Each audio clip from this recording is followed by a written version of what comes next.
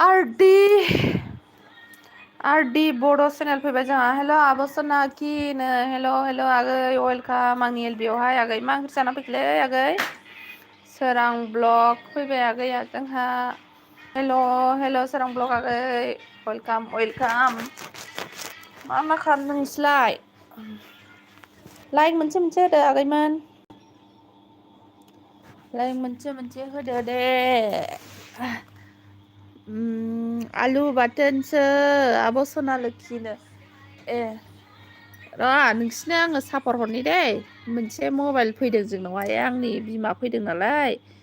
ओमफ्राय बिनिजों आङो नोंसोरनो आयु माथो लकसो मबाइलालाय आबैना लगा खुलिलाय सापर हरनि आङो लाइक दोन मोगथां थेंक इउ अमा बेदर नारजिनो आयौ लाइक दोन आब' सना थेंक इउ मिक्स इउटुबार सोरां सापर आइडि दङबा दङ नामा आंनोबो नांगौ सापर आइडि नांगौ दङबा आंनोबो हर दे आंनाबो दङ दे सापर आइडि दङ र'हाय मबाइलानो लकसो नै आबैनि लगा सोङैलाय मा नोंना लगा बेसेबां आयै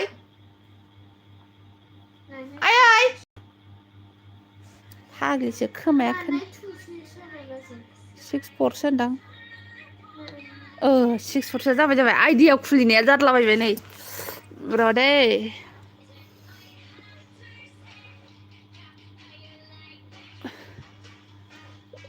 र' जाबाय र'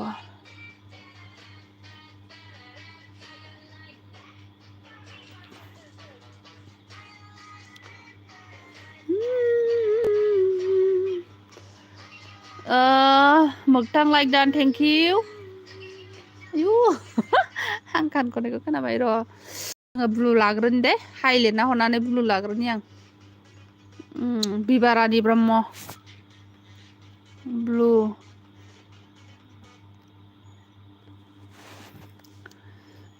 नोंसिनो बयनिबो गिफ्ट हरजोबगोन दे आं मोनसे सिडि फेमिलि हाय सिस्टार हाय वेलकाम सिडि फेमिलि आगै ब्लु होलाय अके सोरां आगै ब्लु हरबाय नै सोरनोबासो हरदों ब्लुखौ सिडिनोसो होबाय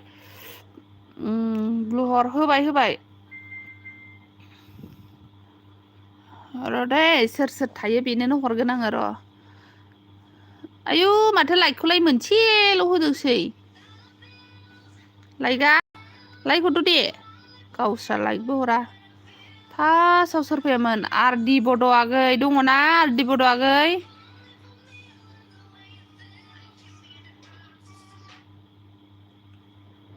आरडि बड' आगै दङबा खाथिखौ लाय मोनाबिलि बड' एलबाम ब्लु हरबाय आंखौल' बुंबाय थायो लाजिनाय मोनो आंलाय आरडि आगै हाइ लिरनानै हर दे लाइक दान थेंक इउ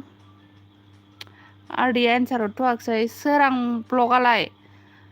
ब्लग आगै दङना र' सोरां ब्लग आगैखौ खालामग्रोनोसै आं सोरां बर' नै सोरां बर' आगै दङना 125 साबसक्राइबार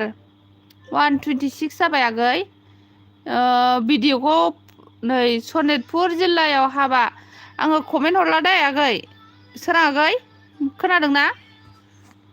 कमेन्ट हरला दे आङो लाइकल' हरनानै दोनबाय मिथिबाय ओमफ्राय भिडिअ प्ले खालामबाय दंलै आब' सनानो एबार आरडिखौ खालामसै र' नैबेनि भिडिअखौ प्ले खालामग्रोदां माबानिखौ सोरां आगैनिखौ 1.30 1 मिनिट 30 सेकेन्डल'खा आगैना बेनिखौ आं प्ले खालामग्रोदों आरोना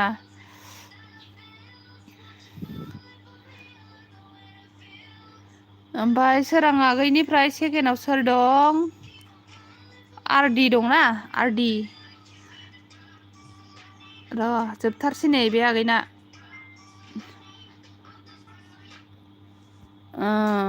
मा होनदों सिडि अके आब' होनदों सिडि फेमिलिया बहानि जाखोनो सिडि फेमिलियाव बिनिनो खिथाहरदो लोगो जादो दे सनाफोर होनदों आरोना सनाफोर ना घन्टाफोर सनाफोर लिरना घन्टाफोर जाखो दायो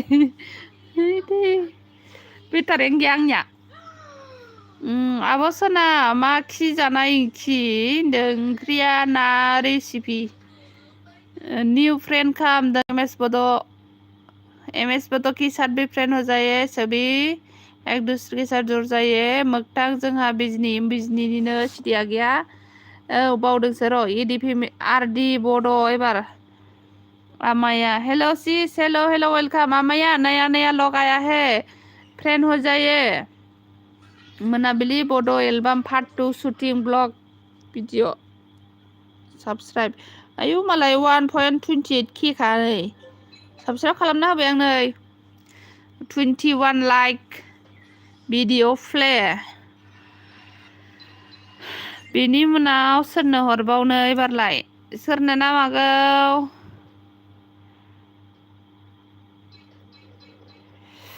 अयु बिसिम थांखोथाय नै सिडिया गैया जोंहा ब्लु बिदों नामा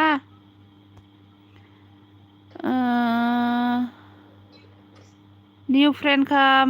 ओमफ्राय बे थांबाय मोगथां जाना बिजनि बे थांबाय हेल' सिस थांबाय मा रेसिपि ओंख्रि बेलाय ना रेसिपि ए नोंगौ आब' होनो औ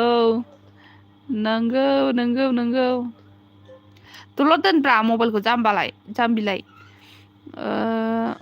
न्यू खाम 3 फुल से आमाया के साथ भी फ्रेंड हो जाए गोदानसो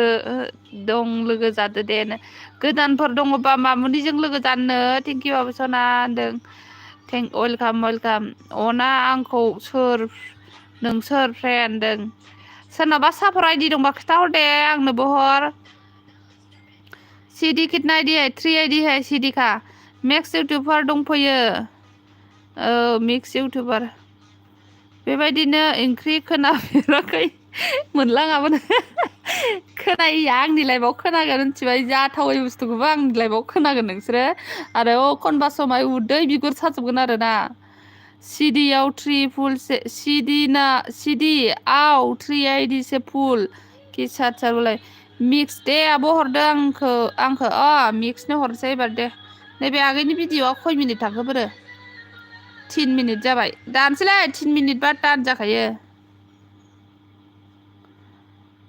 र' लाइन हरगोन बयनोबो मोनसे सापर्ट आइडि फ्रि आंनि लाइफआव फैनायनि थाखाय एबारनो मिक्स इउटुबारनो आमाया कैसे हो बोला मिक्स इउटुबार बोरो होननै मिक्स इउटुबार नोङो आंनि माबायाव खावना लांदोंना ब्लुखौहाय 800 साबसक्राइबार 801 जाबायलै आगै सना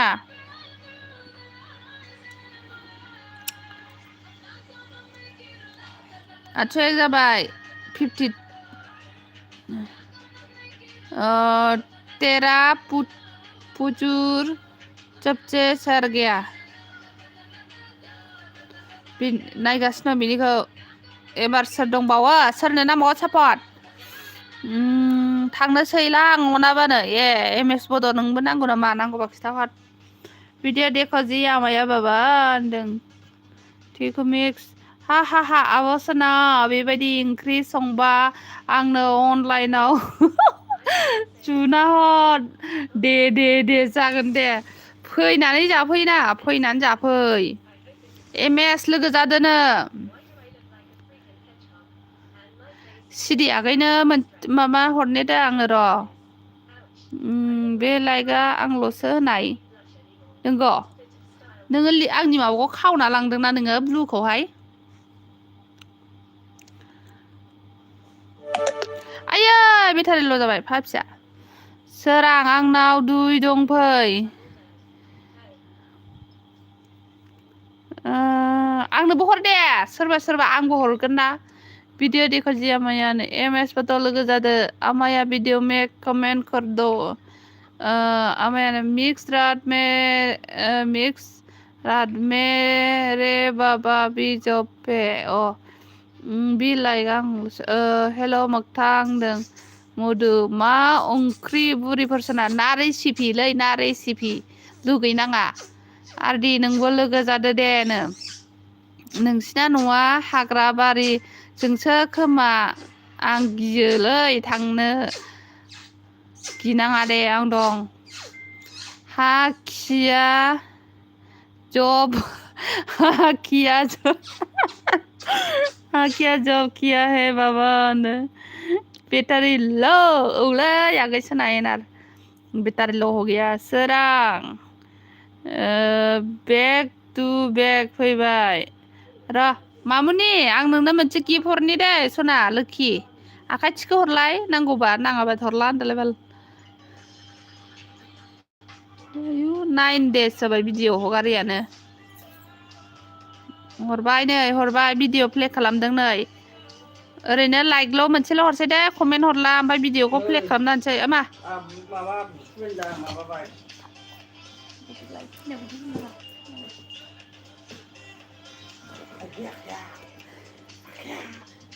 जेबो जायाखै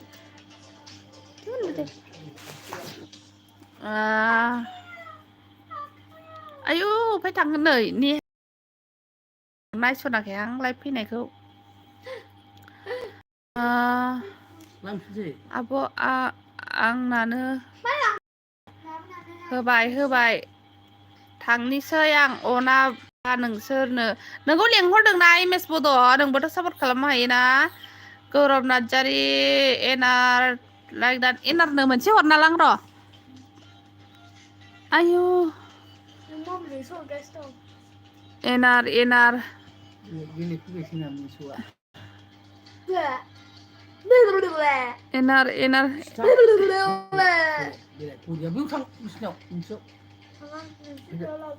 आगै नोंनो सापर्ट हरबाय दै मोनसे नों गान खननायखौ नै लाइकल' हरगोन दे कमेन्ट हरला भिडिअल' प्ले खालामबाय आं एनारनो हरबाय आं लाइक दा थेंक इउ मामुनिबो हरबाय ओमफ्राय मा नायो नोंलाय सिखाव बेटारि जोबलायलाय सार्जखौनो होआखै आङो आगै सना दिनैहाय एसपि ब्लग चार्जाराबो मोनसेल'नो बिहावा गावनि चार्जारखौ लानानै थांदों आलासि जाहैदों मालाय र'दै दसे आं एसे बेस्थ' दसे मानो बेस्थ' जालायखो गौरब फै लोगो जानि ओइ गौरब नोंखौ लेंहरदों हनै सिख्लाफोर लेंहरदों थाब थां मा रोंदों खै मा रोंदों खै मा होननाय जालायखो रोंदोंखायनो आनिखौबो थुना हो अननानै साबसक्राइब अके मद' होनदो र' मद'निखौ खालामसै एबार सोरां आइदि दंना गैया रावबो लोगो जाया नामा गौरब होनदों गरिबफोरनो सहाय होदों नामा गरिबफोर नङाब्रा अननानैसो हरदों र' आं सोरनो हरनो नागिरामोन मद'नो आदै मद'द' बिखा फांदांदां 19 साबसक्राइबार 20 जाबाय दे एबार नै भिडिअ प्ले होबाय मा जलफोरिखौ हगारखो नोंहालाय जलफोरि भिडिअ रानिं जागासिनो दे मद'निया आदै आं खालामगासिनो दं एना थेंक इउ दे होनदों अके आंना बहा थांखोनो आमाया वीडियो में कमेंट कर दिया मैं प्लीज चेक कर वीडियो देख कर रिटर्न कर दो मामुनि सना आंखौ खालामगोरदो दे आंबो नोंखौ खालामनोसै ब्लु होना होबानो खि सनानो आयु ब्लुखौ बिजाबा मोनलाबायो सोरबा हरबायना आङो नै बिबा ब्लु होबानो सोबाव जाहैदों हेल' आब' हेल' उनु आगै अलका आंनि एलबियावहाय मा ओंख्रि जाना फैखो उनु आगै मा ओंख्रि संखो हाय गौरब होनदों हाय मामुनिनो एनारा सोराङा मा होनदों मा न' जाखो नोंहालाय उनु सिखाव खि होनदों एसआइ आगै फैबाय दे लोगो खालामलायदो नै एसआइजोंबो आरदि सिखावनो Geeta hi friend Geeta welcome मेरे एलबी में क्या सब्जी खा के आया है मेरे फ्रेंड जा मोजां जादोंथ' गान खननाया आयु सोरनि गान खननाया आंनिया जा रोंखाया मद'खाय खनदों आङो आदै मद'द' होननानै नोखि होनो सना मारै खबरा सना होनदों आंना चार्जार नांसिगौथ' आमा आंना चार्ज गैला नै न्यू खाम 5 आईडी से सच गीता ब्लॉग के पास 5 आईडी है गीता हम दोनों भी एक्सचेंज कर सकते हैं मेरे पास भी आईडी है आंनो हरासै माथो हो हरबायलै मिक्स इउटुबार हरबायथ'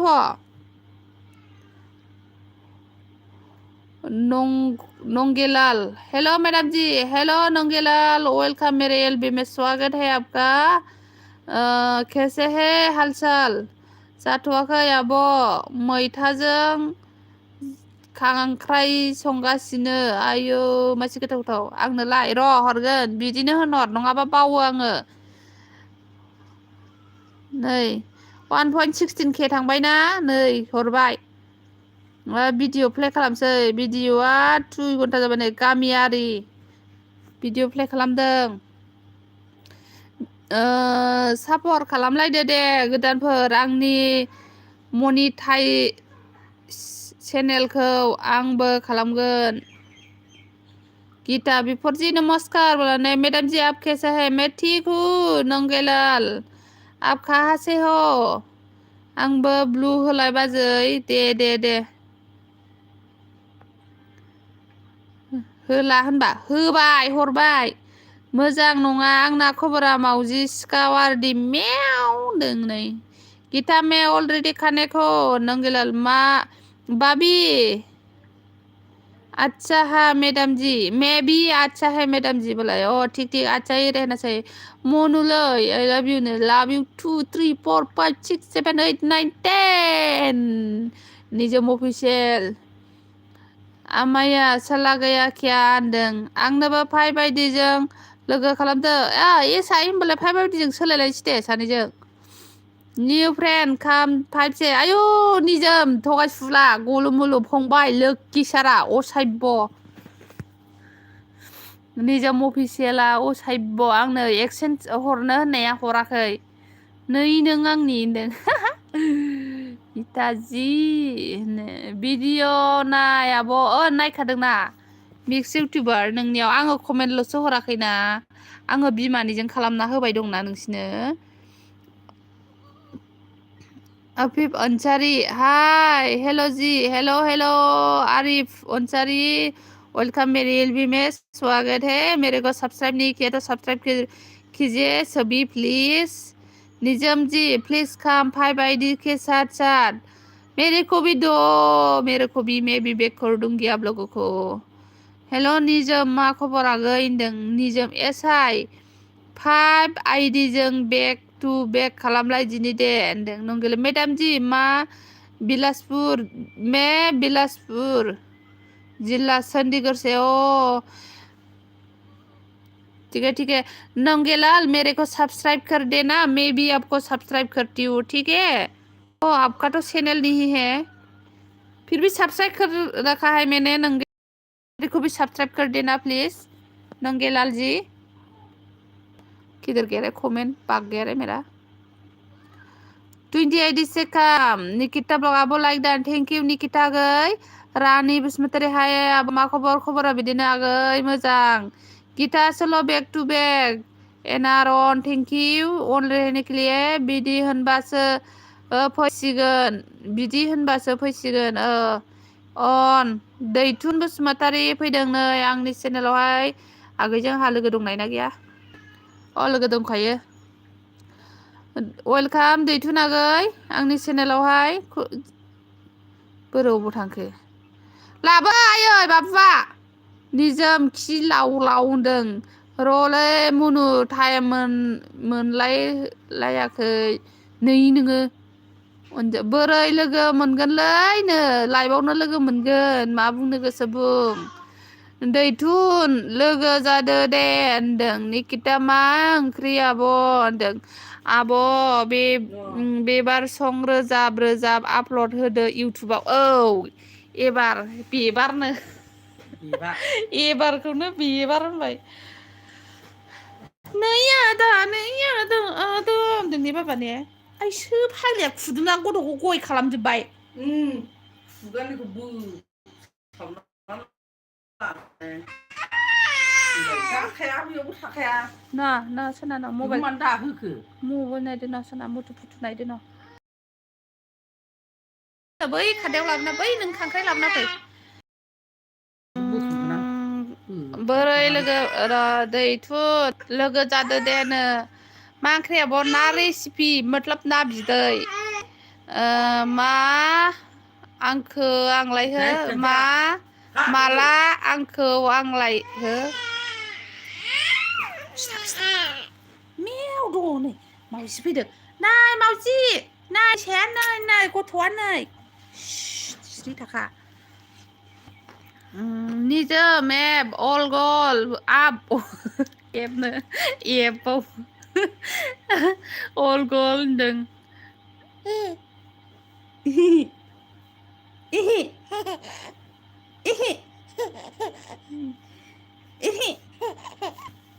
सान्दुं गोसा बेरायालै आबा आं बाबायलै आंखौ रावबो सापर्ट खालामथारा गेजेर गेजेर कमेन्ट हरखबाय था एसआइ इमानो सापर्ट खालामो सोरबा लेंदोंमोन नोंखौ दहाय 5 आइडिजोंहाय एसआइ मामू बेबी मिस यू सोरखौ मामू होनहरलाय ठीक है मालकिन जी आपको दूर कर दूंगा ठीक है थैंक यू करने के लिए थैंक यू निजम ब्ला ब्ला नगबाय यस गीता होनदों गीता जी होनदों गीता निउ काम बायदि किसाद फैदो निजोम होनदों नुवाबाबो नुयै बायदि बुजिनानैबो बुजियै बायदि सोरखौ रायगोब्रा निजोमालाय खावब्लायालाय अके एसआइ स्टार होनदों निजोम फैदो सापर आइडिजोंनो मिक्स लेंहरदों रावबो लोगो जाया होनदों माबाया मामुनिया निउ काम 5 बायदि किसाद होनदों गीता र मिक्स एसआइजों लोगो जाना नोंबो जागोन होनदों मामुनि अल गोजाखा होनदों गाइसमोन आंनि मामुनि बेबिखौ सापर्ट खालामदों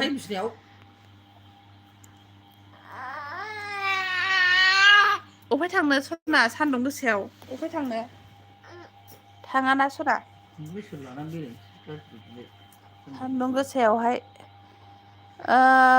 रनजिता फैदो नै जोंहा रनजिता आगै आंखौबो लोगो जादो दे बयबो रनजिता आगैजोंबो लोगो जानोनो निकिता अन रनजिता आब' दे जा सानैजों लोगो जानोसै होनदों लोगो जादो हनै रनजिता जी फिस काम होनदों नांगौ सेम्मार केम्मार ना सेम्मार हेलो हेलो नांगू वेलकम मेरे एलबी को लाइक नहीं किया तो लाइक कीजिए मेरे चैनल को सब्सक्राइब नहीं किया तो सब्सक्राइब कीजिए नांगू गीता मामुने जी प्लीज काम लाया नोंनि नङा नोंना बैयाव दङ सना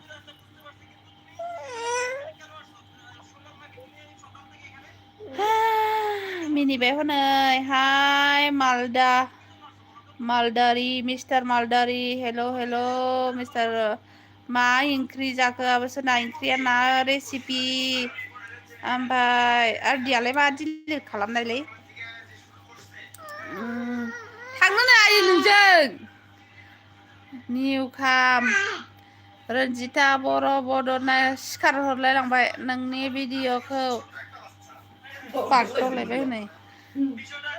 हासुनोसो ओंखारदोंदां हनै थांनोनो लाना बेरायदावदोंना बियो ओंखायनो नोंजों जादों हाय मालदादुरि मेरेको सब्सक्राइब करो प्लिज बुरखायदो दैसाखौ औ मामुनि कमेन्ट खालामदे आंनियाव केम चलो क्या केम चलो कौनसा भाषा है ये दे बैक टू बैक खालामलायदोनो रंजिता जी प्लीज काम बोला है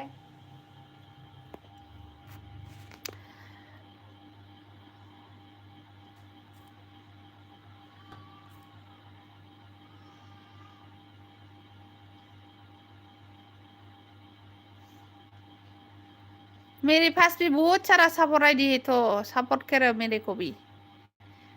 आईडी के साथ साथ मैं भी सपोर्ट करूंगी आप लोगों को ठीक है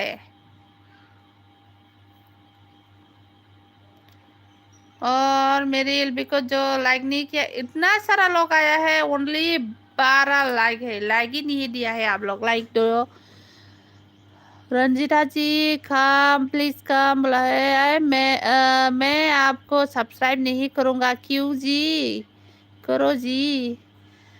मामुनी जी प्लीज कम।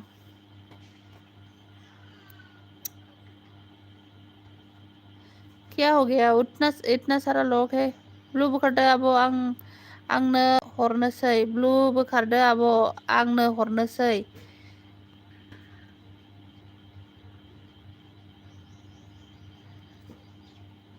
आरो बिसिनालाय मेसेजआलाय मानो डिलिट जालाजोबखो? गौरबजों गिताजोंलाय। अके गिता होनदों। मा मेसेज डिलिट जाखोलै बियो? बोरैबा जाबाय नै। अबाव सेरनांगौ जाखो बेखौलाय? आयौ बुंबाय। बोरैबा जाबायहाय।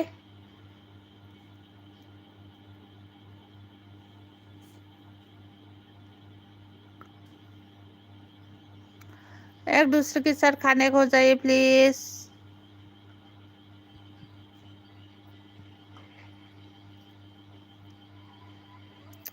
बैटरी लो हो गया मेरा।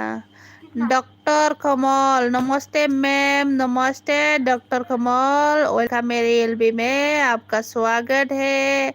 मेरे एलबी को लाइक नहीं किया तो लाइक कीजिए प्लीज, और मेरे को सब्सक्राइब नहीं किया तो सब्सक्राइब कीजिए प्लीज, और बैक चाहिए तो बोल देना, मैं भी वीडियो देख के आपको सपोर्ट करूंगी और करते रहूंगी, ठीक है। डॉक्टर कमल आप कहाँ से हो? आपका तो सपर आईडी होगा शायद, चैनल ही नहीं है।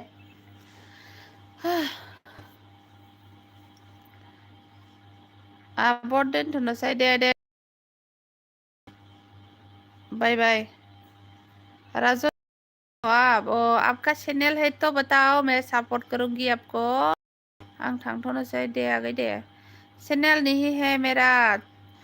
ठीक है ठीक है, फिर भी मेरे एलबी में आने के लिए thank you doctor Kamal.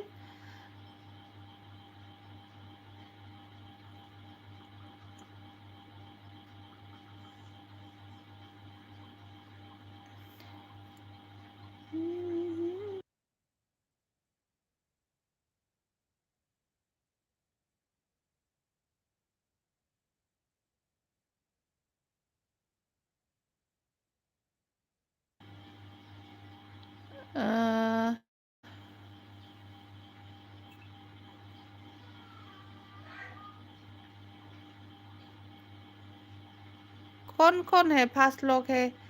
Comment ही नहीं करती है। कमेंट करो, सभी मेरा ब्लू लगकर भाग गया है।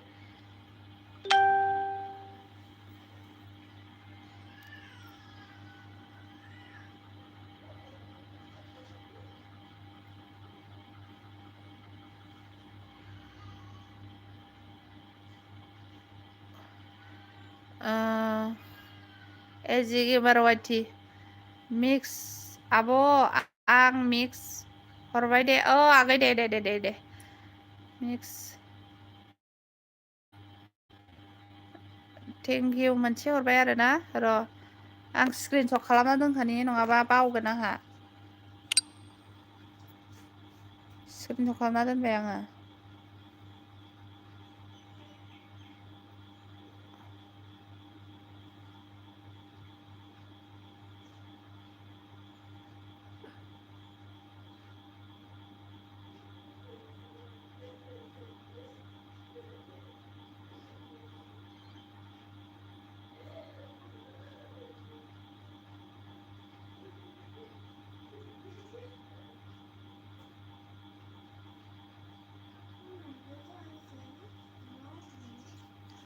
नाइन 70 जाबाय दा। Thank you Day. Mix YouTube आंनो मोनबेसे आइडि दं? नोंनो मोनबेसे आइडि दंनो? निजोम फैदो, आं हालानो। एसआइ फेमिलिखौ मोनबा आइडिजों सापर्ट खालामफैनाय जाया।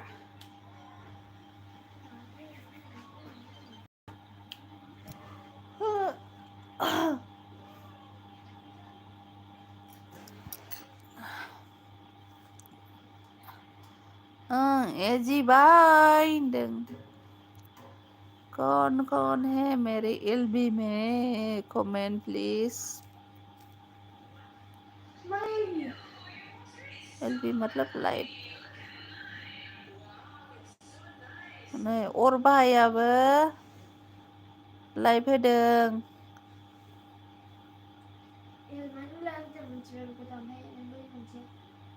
एल मानि लाइभफ्रा एलबी नि लाइभ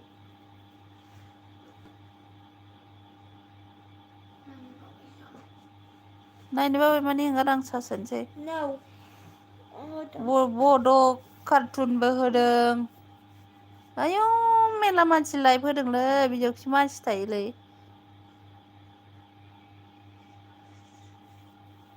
लाइभ जोब मानसिफ्रा थैथारगोनहाय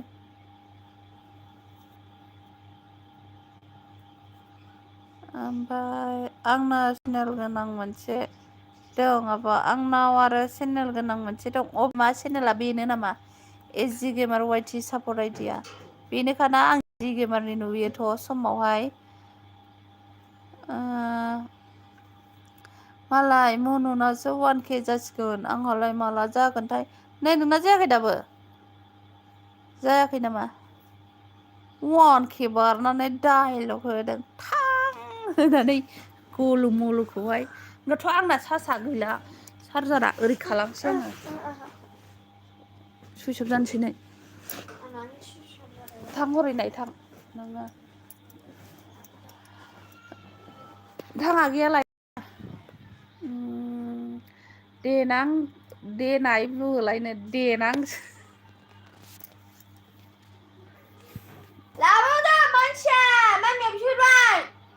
होबाय बाबुनि आं लोगो खालामबाय दे नो दिपालि हाय दिपालि वेलकाम आंनि ओंख्रि जाबोनाय गुड आफ्टारनुन मा ओंख्रि जाखो ओंख्रिया ना बिदै बेलेग निजोम मा जाखो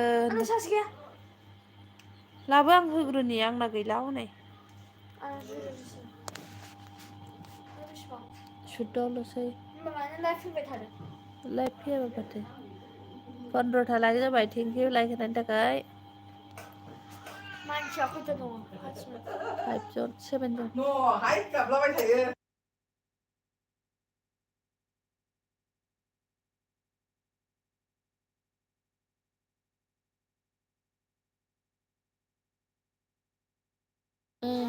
जलंगाखौ मोजां गोराखाय माथो रावबो कमेन्ट हरजाया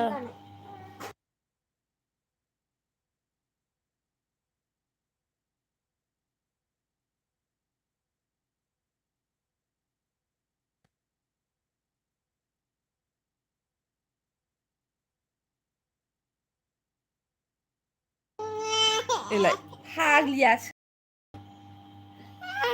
नै मावजि फैदों दैसा मावजि फैगोन नङाबा नोंखौ लांफैगोन नाम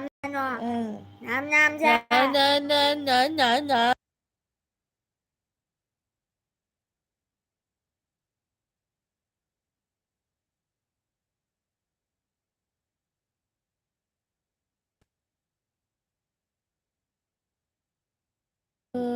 मानो सिरि जाजोबखो कमेन्ट खालामदाव मा जाखो बेटारिया नोगोद लाब जोबोलै लाइभ होबा दिल मेरी न सुनी सोर साब्रै दं कमेन्ट खालाम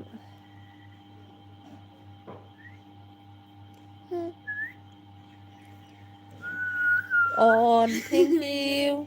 आङो बेबो साबस्क्राइब सापर्ट नांगौ नामा बेनोबो 3 साबस्क्राइबार ओरैनो साबस्क्राइब खालामना दोनलाबायना निजोम थांबाय नामा होनदों थांबाय होनदां शंभु शिव महादेव शंभु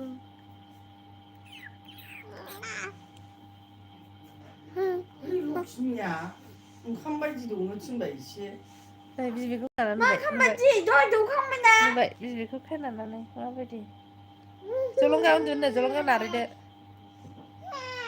लाला बेराय दंब्ला नों मानसिखौ नायदो दाना माबायदि नाङा भिडिअ नाय बेयाव मोनसे दं दं बस होनदों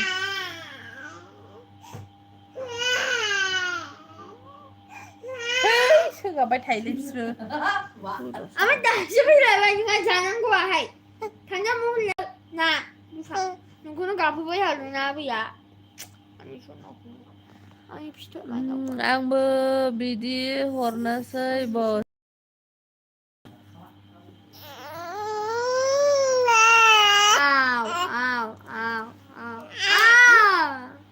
बेथा Cầm đầm baby cầm đầm sana Suyma Mauji Tuyma Peter di sayang di Nina उन्नकी लाइव वेलकम मेरे एल्बम में स्वागत है सभी से लगाया है मेरे किशोर के लाइक थैंक यू लाइक देने के लिए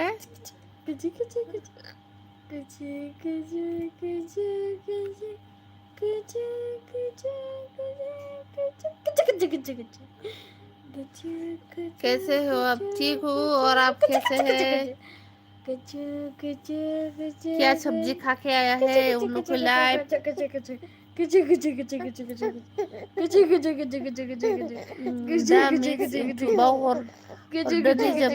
आंबो mix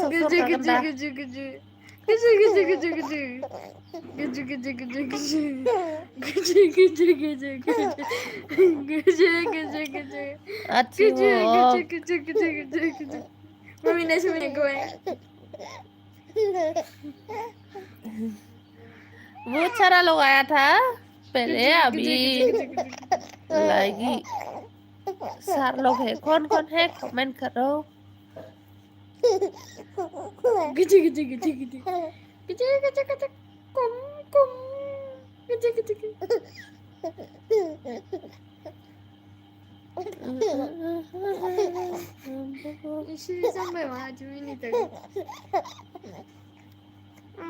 kami yang berbagai sana.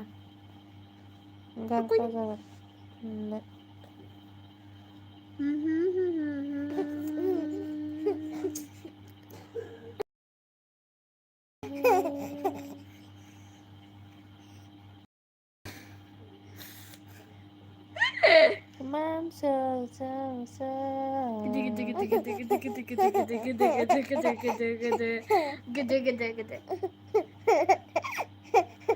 कौन है सीआईडी की तरह निजम ओके गले ना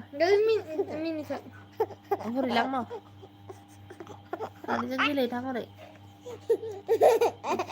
ओके निजम ओके मिनि साइसो नों खालामनाया साइसो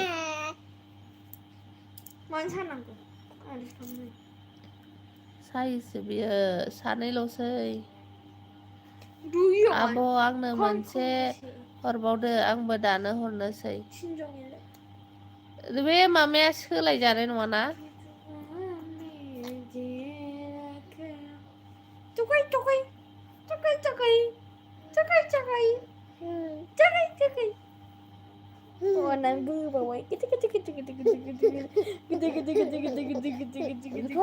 बे आइडि सोलायबा लाइभा दाननाय जागोन दां आगै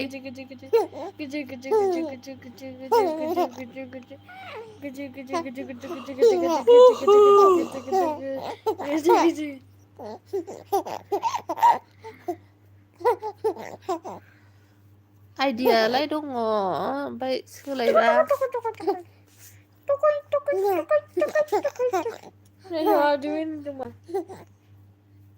गाव माबानो गाव खालामनो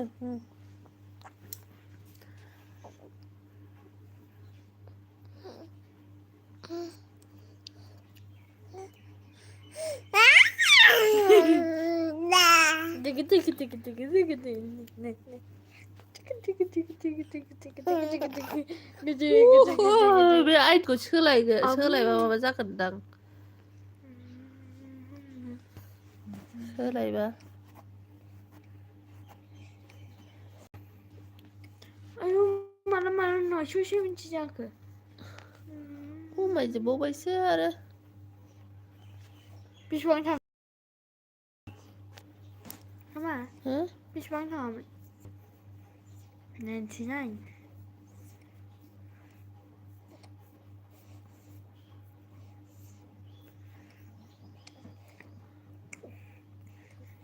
प्लिज मामिनि भिडिअखौ सोर दङ साबस्क्राइब खालामनानै होदो होननोसै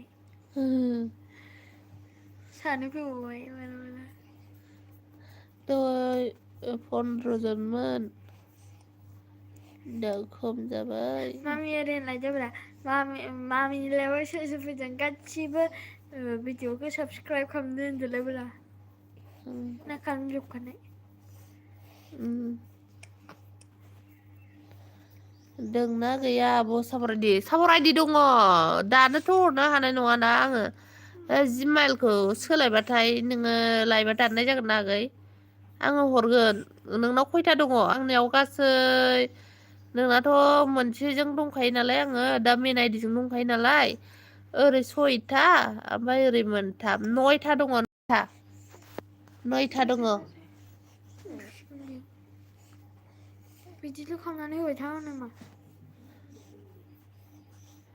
9था हरगोन आङो दे नोंनाव खयथा दङ एजिमार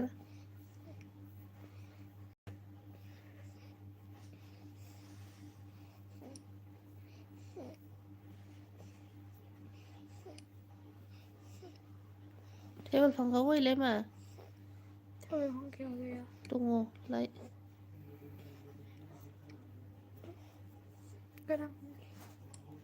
गोलोमजोब्बाय आगैया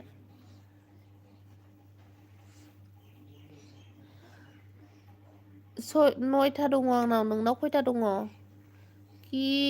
करतासि गुमदुरतिसि কি করেছে गुमहायतसे ঘুম পাইছে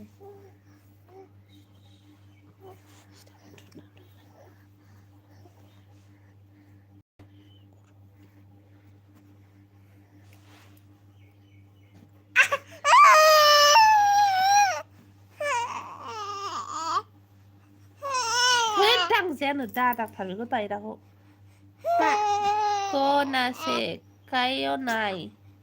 Ale ami ase nani ase. 아이용 아이용 아이용 Blue lada deh jagan deh मोनफे आइडि दंमोन होनदां मोनफे आइडि दंमोन सोलायनि बोरै जाखो मा जाया मा जादों 아유 키슈치키네 마음에 나게 다들 아유 ओरै खालायदों बोरै जाखो माया आयु दानाबा बोरै जाखो गेलेदो सानैजों दे ब्लु बोखारबाय नोंनियालाय ब्लु गैखायाना बे ब्लु गैयिखौ ब्लु बोखारनांगौ जाखो नोंना बे मबाइलजों सार्ज हाबाथ' सार्जआनो गरसेबो हाबाखै दाना चार्जाराथ' आबौसो लांदों नोंनिया माजों चार्ज जाबावगोन नोंना सोरो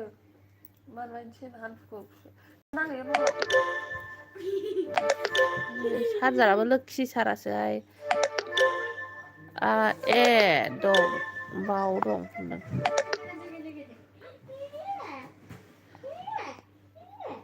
चार्जारा लोखि सारा सोर सोर दं कमेन्ट खालाम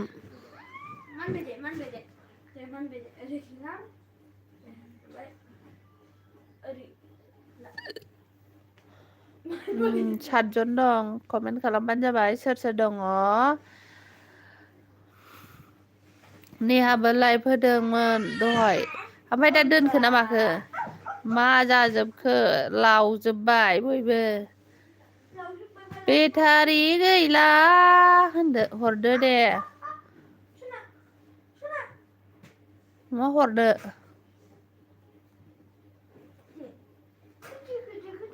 दोनाखै बे दोनाखै दोनबायनो बायाबो सोना बाय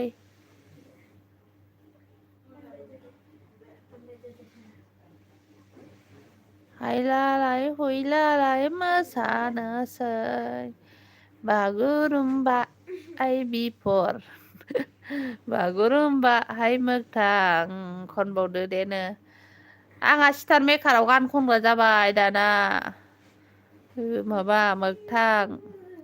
सानस'हायै गोसोखौ होननायखौ गोसोआसो गायक सुखुआ खालामो मानो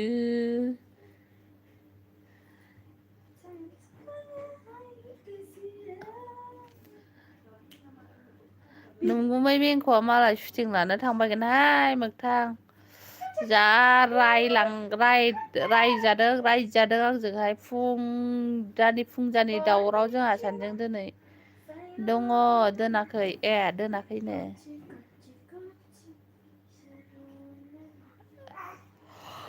सोर दं नेहानाव सोर दं साफे दं नायनि र' नेहाखौ नायनि आं दै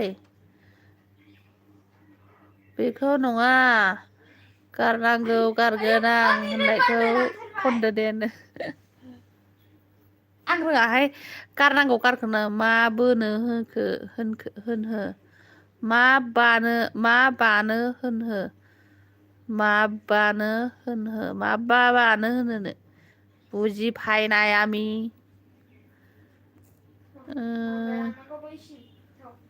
गारनांगौ गारगोन आं हौवा मोजांखौ ना मारैमोनलाय हौवा बाराखौ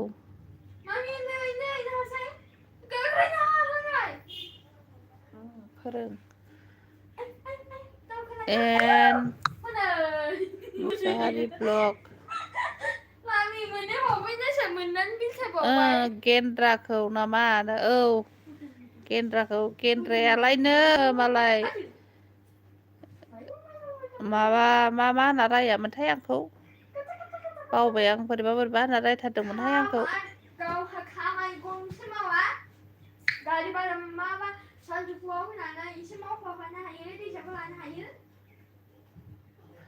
माथो नेहानियालाय फैदियालै सार्च खालामबाबो थ' नङा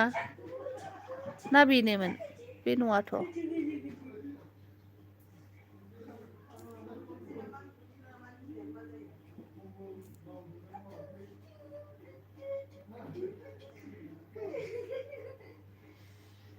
दे मोनबा ब्रास फ्रि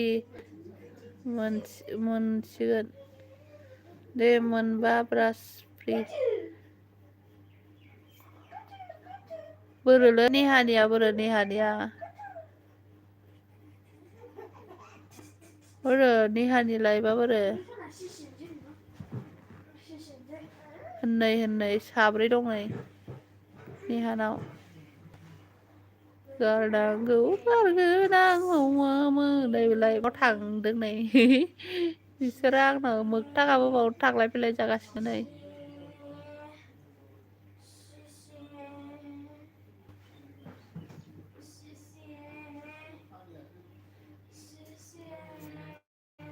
गारनांगौ गारगोन आं ज्राब हौवा बाराबा थेवबो गारनो हाया आंलाय देलायनायखौनो गारनांगौ गारगोन आं ज्राब हौवा बाराखौ थेवबो गारनो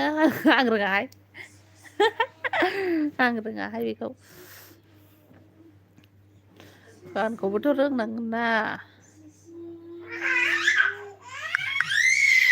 नेहानाव मेसेज हरदां नै जेबो खोनाया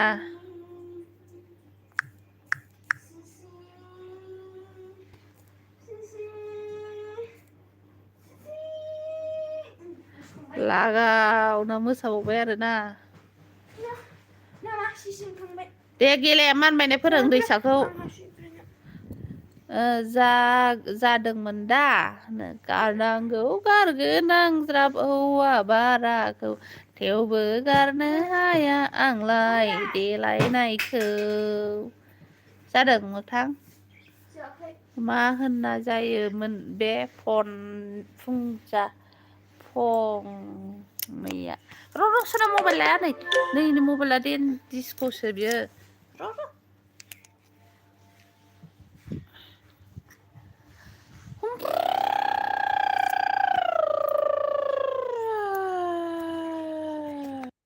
नै मुराव सेबलांबाय आयु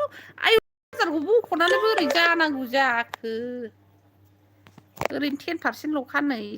सानो गैया गैया सानो हाबासै दाना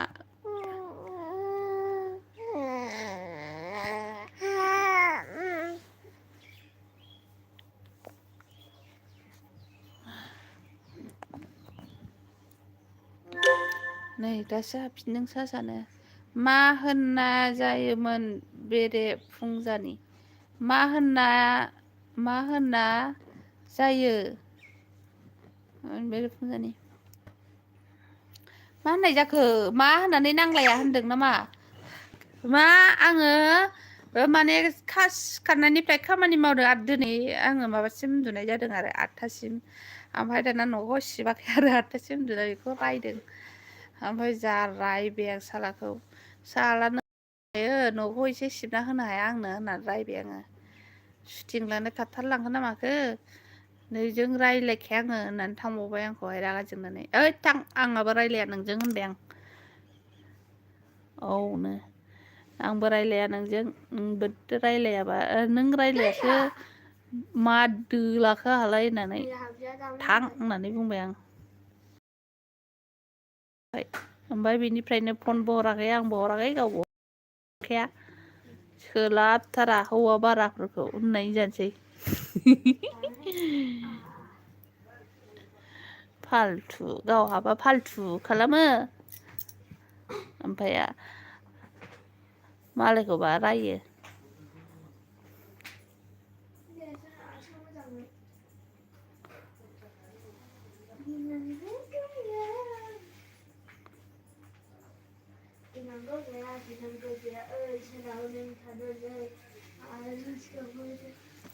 गारनांगौ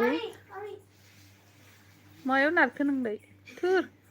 सिङाव सोब्रा सिङाव गावनि गस्ला सिङावसो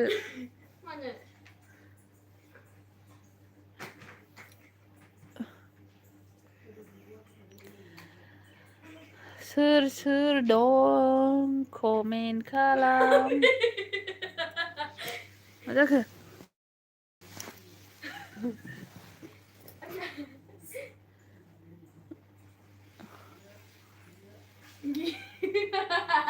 जोंबो मोजां सोंबावदों जोख्लोबनानै थिखोना लांदोंब्रा नोंहा हाथायाव है जोख्लोबा आयु हनै नारब्ला हरथारदों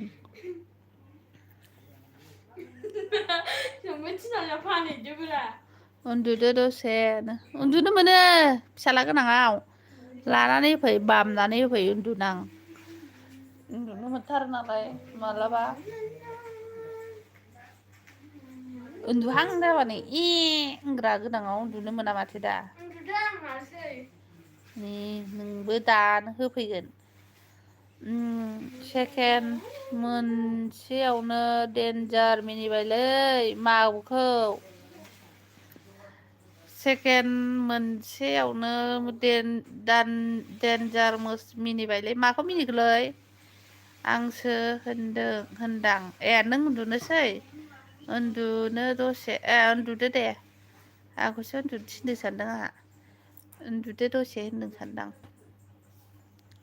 माखौ मिनिखो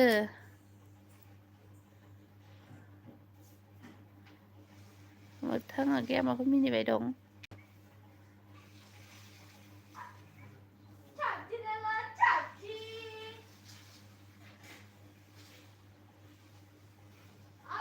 नोंनि खाथियाव सोर दं बेनो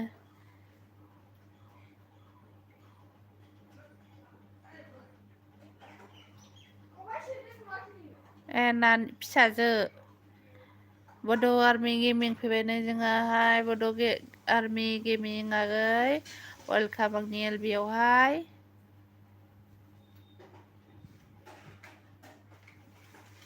मा ओंख्रि जानानै फैखो बड'आर्मि गेमिं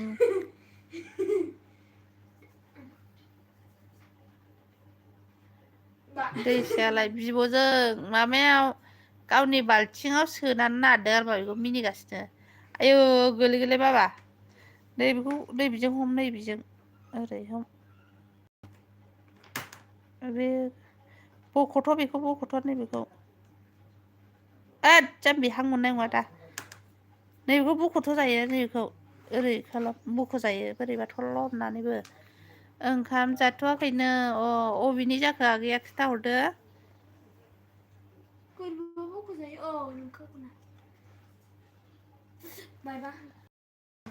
बायहोनो मोना बुदामब्ले जागोन दोखो दोखोनो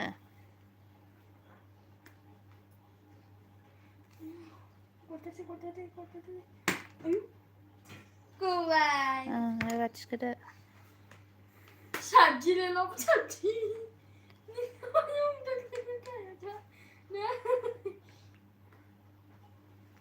थल्ल' गना गोलैगोन गथ'आ बोरैबा थाल लाखा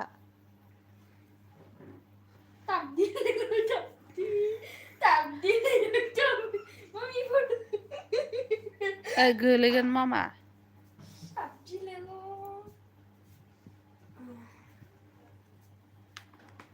सोर सोर दं कमेन्ट खालाम दे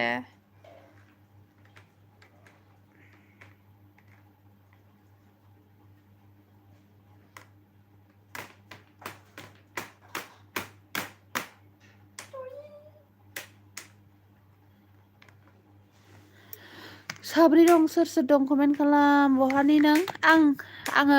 क'क्राझार डिस्ट्रिक्टनि नोंहालाय अबेनि जाखो बड'आर्मि आगै गेमिं नों आंजों सापर्ट दंखायोना आयु नैबावसो नांफ्लांदों आंजों सापर्ट दंना गैया आगै नै आं माथो माबायानो गैया नोंहालाय चेनेलानो गैया नामा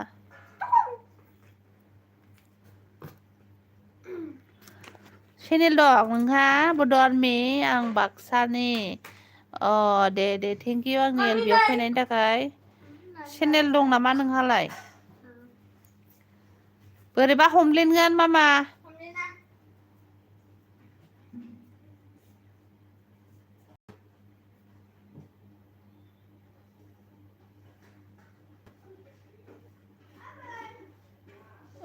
गैथ'आ आब' दे आंखौ सापर्ट खालामना साबसक्राइब खालामना गालाङाखै अननानै आंबो नों जेला खुदियावबा सापर्ट खालामगोन सापर्ट खालामखाबाय साबसक्राइब खालामखाबाय आं नों भिडिअ हगारबानो नायगोन आरोखि ना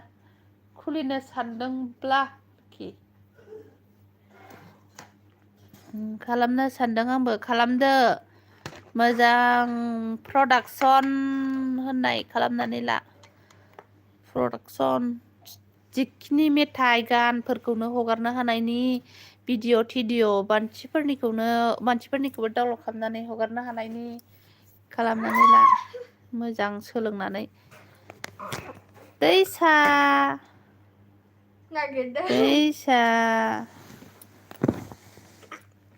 नों बाल्थिङावसो हाबबाय सना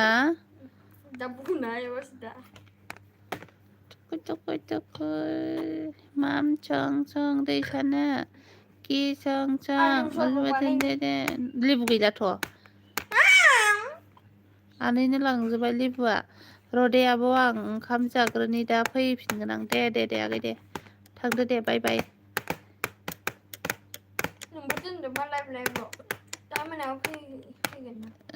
दा मोना फैखागोन बाय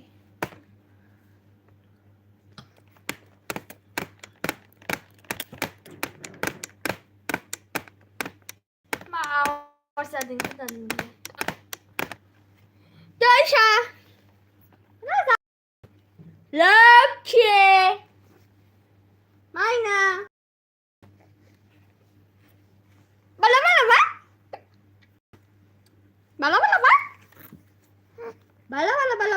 गिबाय बिदि दाहोन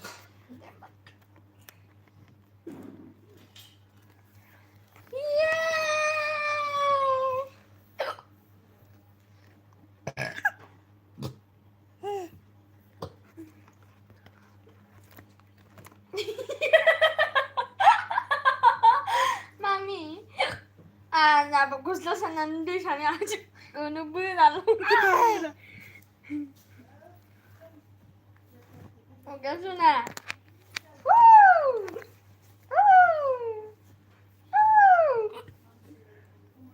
Tisha baca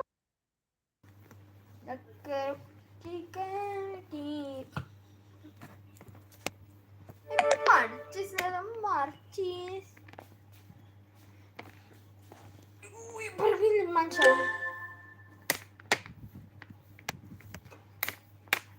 Tugar mak ya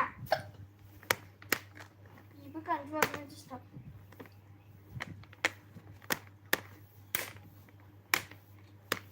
sedang komen kalam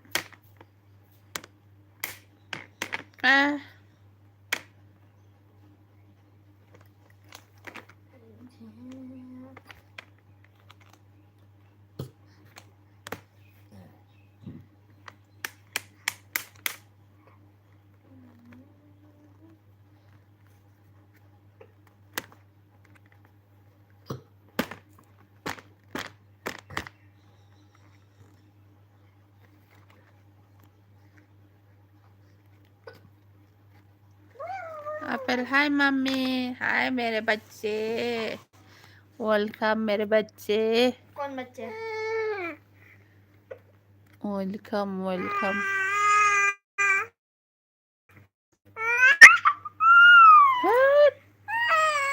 ini खालामजाया नो deh kada deh susah ting cerita baby thank you mummy, like करो मेरे बच्ची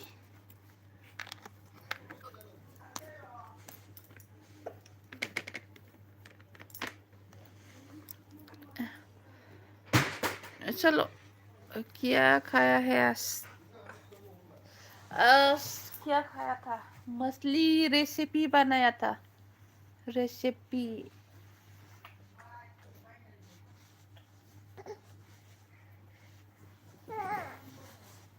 ओके Googling dulu cerita